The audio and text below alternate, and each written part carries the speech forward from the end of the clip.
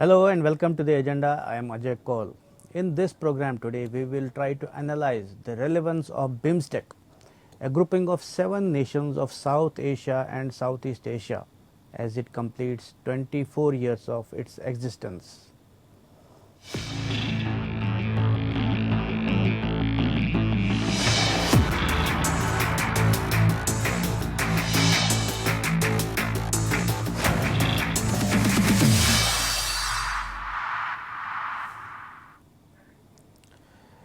BIMSTEC, or Bay of Bengal Initiative for Multi-Sectoral Technical and Economic Cooperation, is a grouping of 7 countries of South Asia and Southeast Asia. As it completed 24 years of its existence, Prime Minister Narendra Modi said BIMSTEC has emerged as a promising regional grouping. His comments come against the backdrop of increasing feeling by experts that BIMSTEC is a better forum for regional cooperation than SAARC, which has virtually become defunct because of Pakistan. We will try to analyze this factor in the agenda today. We have with us former diplomats Ambassador Sudhir Devre and Ambassador Anil Trigunai. But before we start our conversation, have a look at this small report. BIMSTEC, or Bay of Bengal Initiative for Multi-Sectoral Technical and Economic Cooperation, was formed in 1997 with an aim of forging closer development network among the 7 member countries: India, Nepal, Bhutan, Bangladesh, Myanmar, Thailand and Sri Lanka. As it completed 24 years of its existence yesterday, Prime Minister Narendra Modi said it has emerged as promising regional grouping. He said it has made progress on several fronts, including finalization of a master plan for connectivity. In a message on the occasion, Modi said he was confident that the grouping will continue to grow and scale new heights of cooperation in the common pursuit of building a secure, peaceful and prosperous Bay of Bengal region. The Prime Minister also stressed the need to continue to work together in the fight against the coronavirus pandemic. India has been making concerted efforts to make BIMSTEC a vibrant forum for regional cooperation, as initiatives under SAARC have not been moving forward mainly because of Pakistan. SAARC, an 8-nation body which was the first forum for regional cooperation, has been virtually rendered defunct because of Pakistan, which has opposed all the major trans-regional programs or created hurdles in the processes because of its animosity towards India. As per the Charter of SAARC, no decisions can be taken or implemented without the consent of all the member countries. It is because of this that many experts feel BIMSTEC is a better forum for enhancing regional cooperation and prosperity. The main advantage is that there are no political differences amongst the 7 member countries of BIMSTEC, and hence decisions can be taken and implemented too. Bureau Report. Now let's welcome our guests Ambassador Devre and Ambassador Trigunai. Welcome to the program, both of you, sir. So let me begin with Ambassador Devre about the BIMSTEC. Now it is 24 years and Prime Minister says it has emerged as a promising grouping. So can you, for the benefit of our viewers, what has been achieved by BIMSTEC in all these 24 years?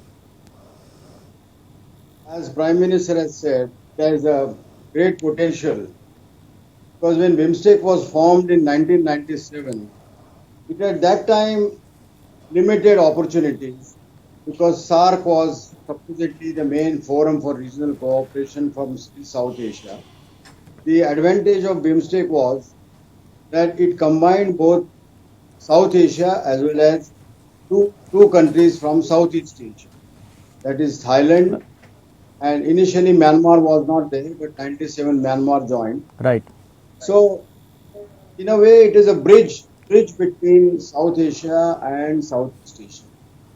And the importance of BIMSTEC lies in the fact that because of lack of cooperation from Pakistan over the years on issues like terrorism, on issues of non-connectivity and so on, Pakistan refused to cooperate fully In fact, no cooperation on trade side, and also because of terrorism issue.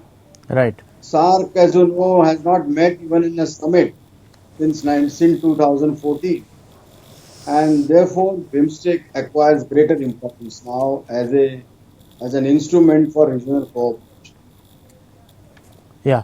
So, Ambassador Trigunath, I come to you. Same question almost. Like, what has been achieved, and as Ambassador Deore said, it has a lot of potential, and we have been hearing about this for long, that it has a lot of potential.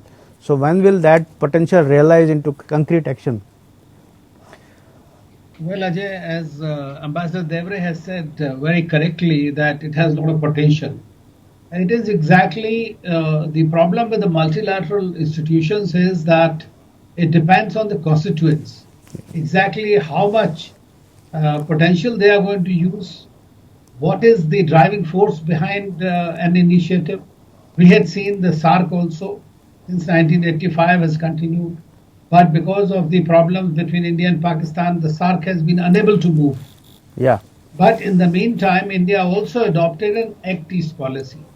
And India did not want to remain hostage to the Pakistani designs within the SARC, and therefore it preferred a sub-regional cooperation across the two domains, basically Southeast Asia and also in terms of its Act East policy. And therefore you have four of the SARC countries which are there, including India. There are 5 countries. So all the major countries are there. And exactly if you come to think of it, the kind of initiatives and which also Prime Minister Modi today said, and next year we'll be celebrating the silver jubilee of the BIMSTEC, it has only in recent years, it has acquired the necessary heft to be able to do something because India has taken the lead now. Of course, Sri Lanka is current chair and they will probably be holding the 5th summit soon. But so many new things have been done in the meantime when we are talking of the potential. So you know that this is, as its name says, is multi-sectoral technical and economic cooperation and connectivity. These are the two buzzwords in the whole thing. So there is a proposal about the transport connectivity, whether coastal connectivity and So I was about terrorism, so security. I was about to come to that connectivity issue. That Kaladan multimodal project has been there for, I think it was conceived in 2007 or so. So almost 14 years, Ambassador Trigunath. I don't think it has made any significant movement or progress. So that is the project. I mean, it was very ambitious when it was launched. Well, What is every it? project, you are asking me or Yeah, I'm asking you as a follow up. Yeah, okay. Every project is ambitious until it is completed. And if you don't have So a project 14 which years, is 14 ambitious, years, we it have not doesn't- seen any significant even shoots of that progress. how much time it took European Union to become what it became since 1953, and it is still struggling. So the multilateral initiatives do have their own effort. But as far as BIMSTEC is concerned, I must say that there was not adequate attention paid to it. It is only now. And today also, I feel the connectivity aspect might have a little problem because of the issues that are happening in Myanmar. Myanmar, yeah. Which is the key to the multimodal transport initiatives that we are planning to have. Right. But in the meantime, like disaster management has happened, we have seen the military exercises they are thinking of. They are also thinking of startup conclaves. There is diplomatic academies that are. So wherever it is low-hanging fruit, there I think they have begun to achieve the desired results. Okay, Ambassador Deore, I come to you about, as Ambassador Trigunath mentioned about Myanmar. So my question is, maybe it is this question is like, is Myanmar becoming like Pakistan, another Pakistan? I mean, in the context of hindrance or pulling down the BIMSTEC forum or maybe its achievements. What do you say? Well, if I may say so, Myanmar is actually becoming a kind of a drag on both Yeah, that's what I wanted to ASEAN, ask. Yeah, ASEAN itself, yeah, and also BIMSTEC, because there are 2-3 very difficult issues which are really dogging progress even in ASEAN. yeah. And ASEAN, after a lot of difficulty, now came to a kind of a consensus on 24th April that they will not interfere. They will let Myanmar, they will Internal continue the engagement with Myanmar. Similarly, with BIMSTEC also, we decided not to raise the Rohingya issue in 2017. Right. And even the recent meeting of BIMSTEC, ministerial meeting in April, the issue of the military crackdown in Myanmar was not raised. So these are some of the issues, but I think the basic principle that we are following is not to interfere and in internal affairs and try to evolve consensus to the extent possible. And actually, that is one of the main reasons why there hasn't been adequate progress. You were talking about Kaladan project. Right. So There is also if we the talk about, trilateral highway. yeah, Highway. Both have been hanging fire from the time I was dealing with this issue. In fact, I was present almost at the time of the formation of BIMSTEC, 97, 96 that time. right, I was right, myself right, involved in this. yeah, And one finds therefore little unfortunate that it hasn't made that much progress over all these years. I mean, we had put these things in motion, but there were number of difficulties. And I must say, regardless of the government which is in power in India as well as in these countries, uh, the progress in general has been slow. But I think today there's time now. We need to really push these things ahead and faster. right. We are discussing about BIMSTEC, which has turned 24 and its potential. So, Ambassador Deore, I'll come to you again. As you mentioned about the difficulties you said in the BIMSTEC process. So, can you please elaborate on those difficulties? What have been the difficulties? Trilateral Highway or the India-Myanmar Friendship Highway was in a way inaugurated in the year 2001. But it was not fully ready because it had to be upgraded in many places. There were lots of bridges which were not really strong. The road was narrow in many places. So upgradation required considerable investment as well as full cooperation from all the three countries because it goes from Thailand through Myanmar to our Tamu More, that is in Manipur. More is in Manipur. So it has lagged behind in terms of time because of either finance or lack of cooperation in Myanmar, problems of insurgency, Manipur, Thailand also has its own problem. Uh, I think a highway becomes really viable. There is not just the highway, but it has also industries and businesses along the highway, which has also not happened in Myanmar.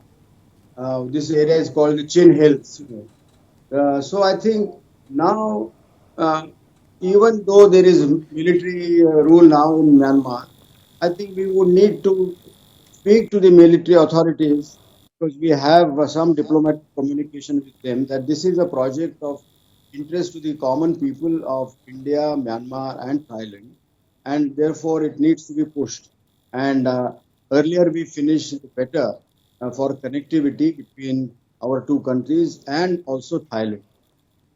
With Kaladan project, there is a problem of, in the areas north of Sikpe, there is a Rakhine, Right. insurgency. Yeah. And that insurgency has been going on for quite some time. I think we'll have to find some way to sort of reduce that insurgency's, intensity or talk to them, use the military from Myanmar as well as uh, I think enough attempt has been made also on this. It's not that progress is not there, but again, the short, stretch between Mizoram and the northern part of Rakhine, I think that is still lagging behind, and I think that needs to be completed soon. Right. So these are two, three difficulties with respect to connectivity.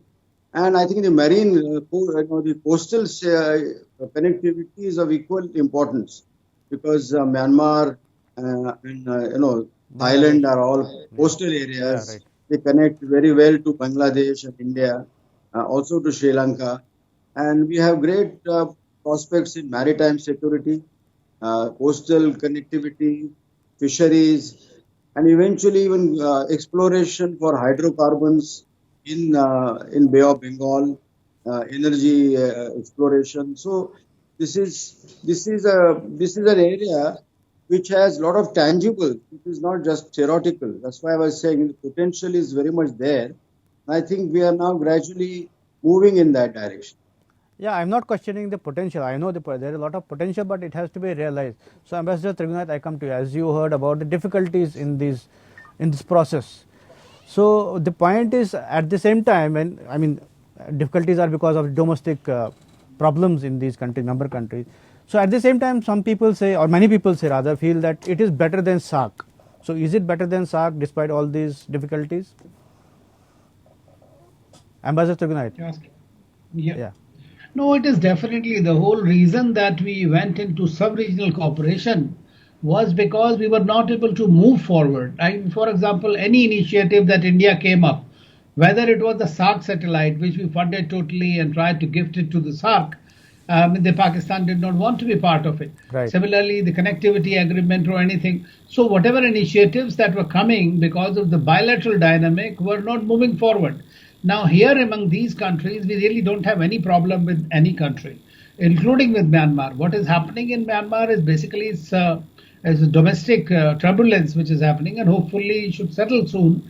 But that is the reason. But as far as I think that it will be far more smoother compared to the other. But secondly, you should say, even though it was set up in 1997, it is only about 2-3 years ago, the last two summits, that one has seen the real action taking place in this whole dynamic. And that's where every country which is involved in this is trying to seek some advantage for itself and for mutual advantage in this whole thing. So that's why, like, when you talk about the disaster management, we talk about the military exercises, we talk about the smart farming systems. So those are useful to anybody. Yeah, disaster management and that cooperation is fine, but I'm talking about the main concept was to have economic integration or economic prosperity through these connectivity projects and other things. So that economic prosperity has not fructified. I mean, all these years.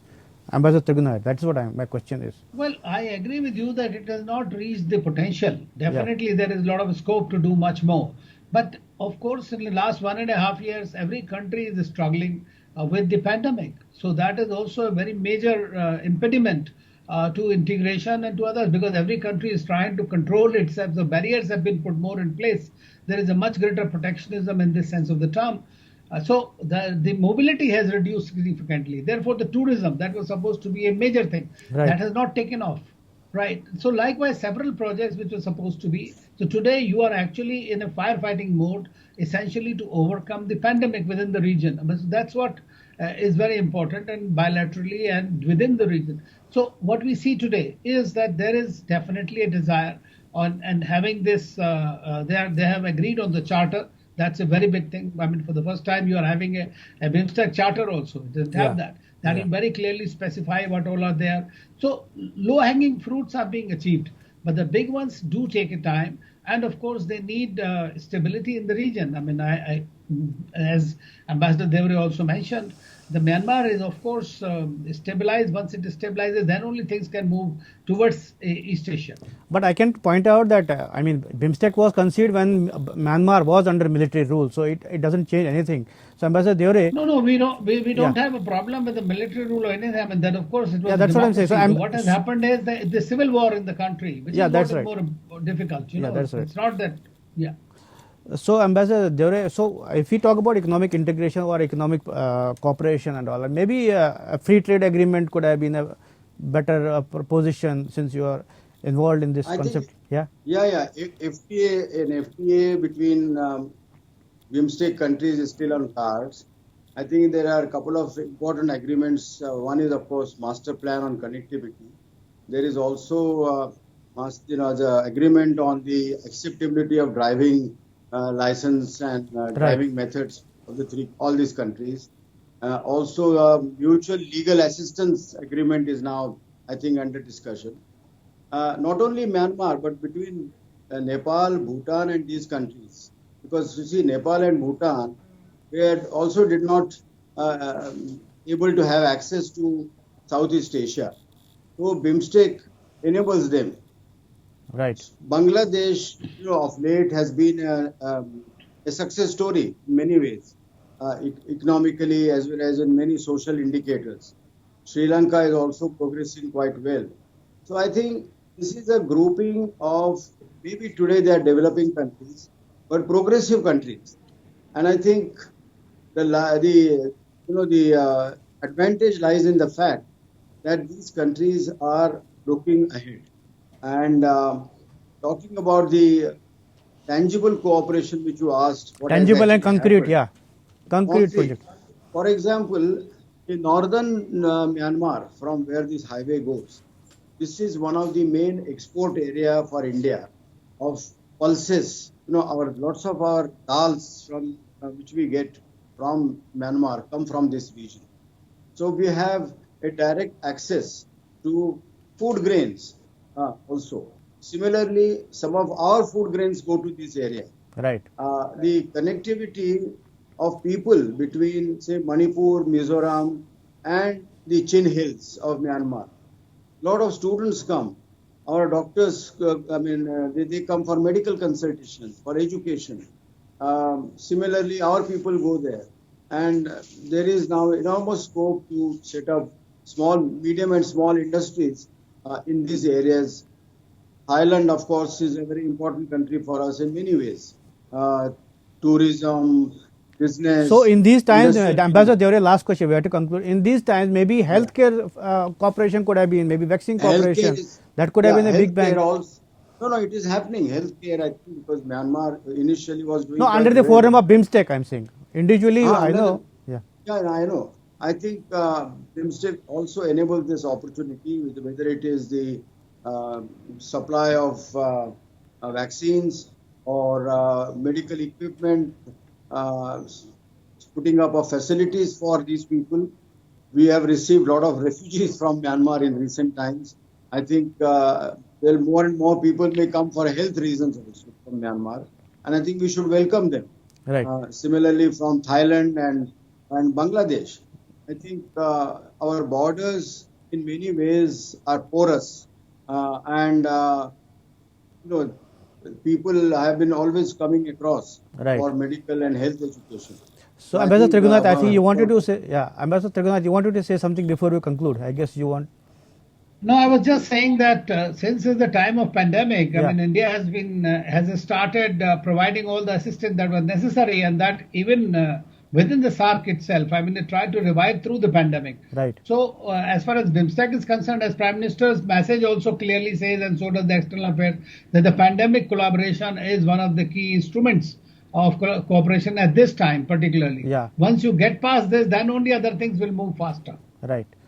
Yeah. So I think more push needs to be given to the BIMSTEC process so that the real benefits can be derived. But the time of this program today is over. Thank you both of you for participating. This is all in the agenda today. Thanks for watching. I'll be back with another important and interesting topic same time tomorrow. Till then, take care and stay safe.